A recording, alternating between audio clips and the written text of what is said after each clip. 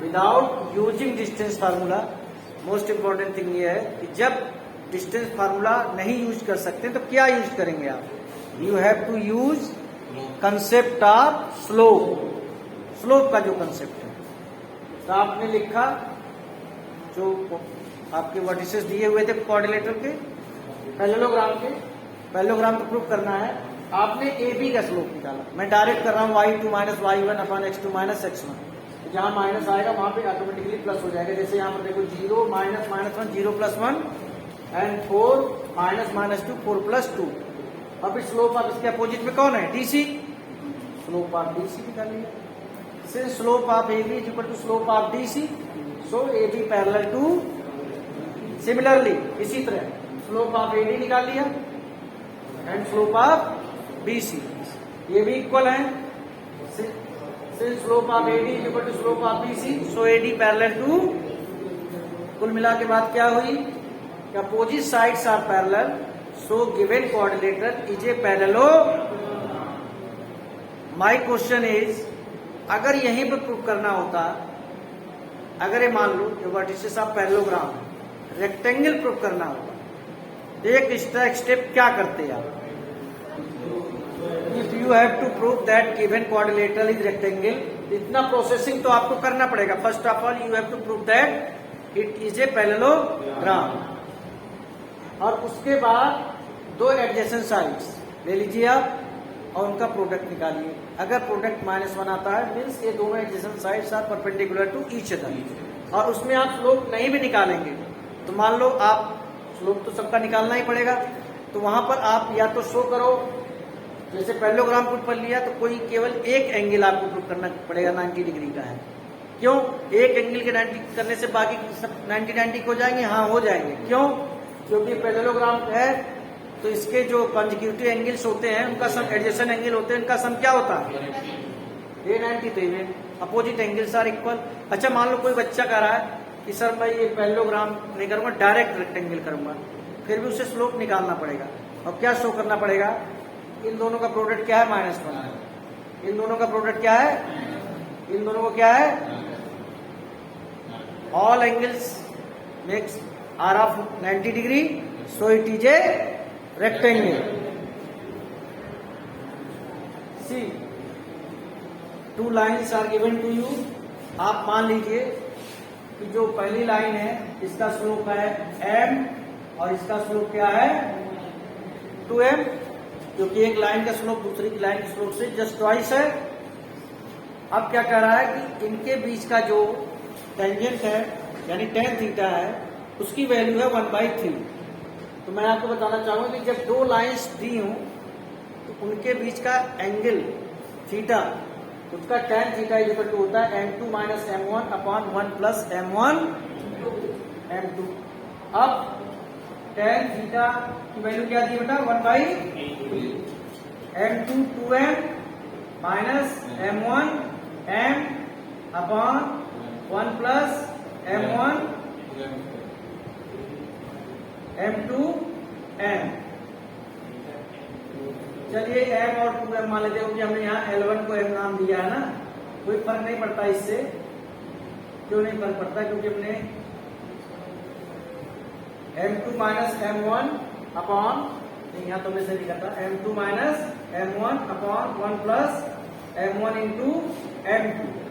अब आपको यहाँ ध्यान क्या देना है, ये साइन एब्सोल्यूट वैल्यू का साइन क्यों लगा है? ये दो एंगल की वजह से लगा है, क्योंकि एक एक्यूट एंगल होगा और एक ऑब्ट्यूस एंगल होगा। एक में tan थीटा की वैल्यू प्लस में आएगी और एक में tan थीटा की वैल्यू माइनस में, यानी एक बार ये 1/3 आएगा, एक बार -1/3 आएगा। कुल मिला के बात ये है। तो आप इसे सॉल्व करेंगे, कैसे सॉल्व करेंगे वो आप यहां देखिए। m upon 1 plus 2m square, एक बार प्लस का लेंगे और एक बार इसका लेंगे m upon 1 plus 2m square. पहले प्लस वाले को लेते हैं। 1 plus 2m square is equal to 3m, 2m square minus 3m plus 1 is equal to 0, 2m square minus 2 plus 1 m plus 1 is equal to 0। 2m square minus 2m minus m plus 1 is equal to 0। 2m common लीजिए, m minus 1 minus 1 is equal to 0। m minus 1 2m minus 1 is equal to 0।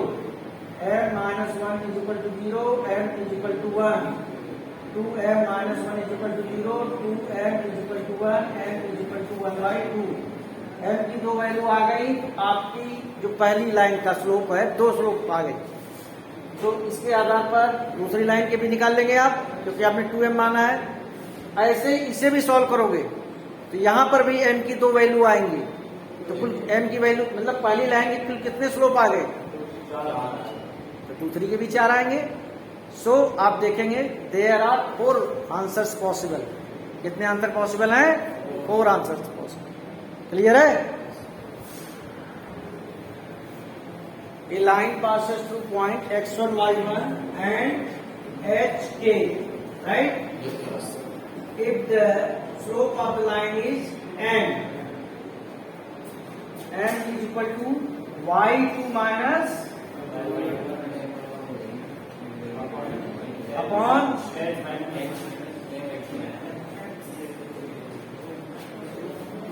आप इसको आप cross multiply कर दीजिए और कुछ करना ही नहीं है।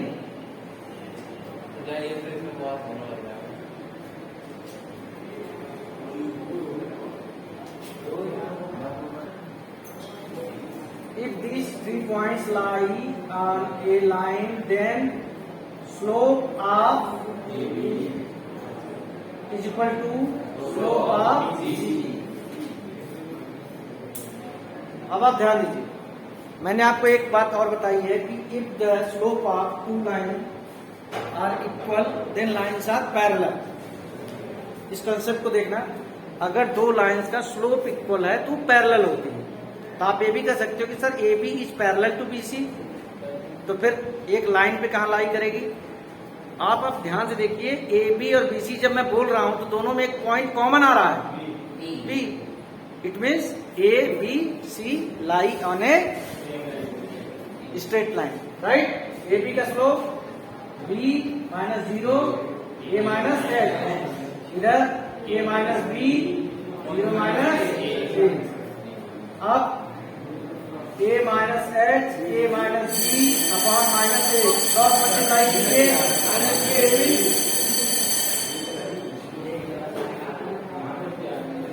एक मिनट बेटा, आपको बता रहा हूं, इसका ट्रिक बताऊंगा मैं आपको कि अगर ऐसी बात हो जाए तो आप कैसे टैकल करेंगे इसे। पहले तो कैंसिल आउट हो गया।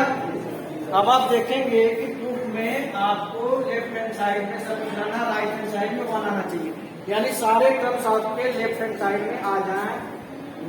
ए plus B H equal to H K, right. पूरे इक्वेशन को एच के से डिवाइड कर दो, इससे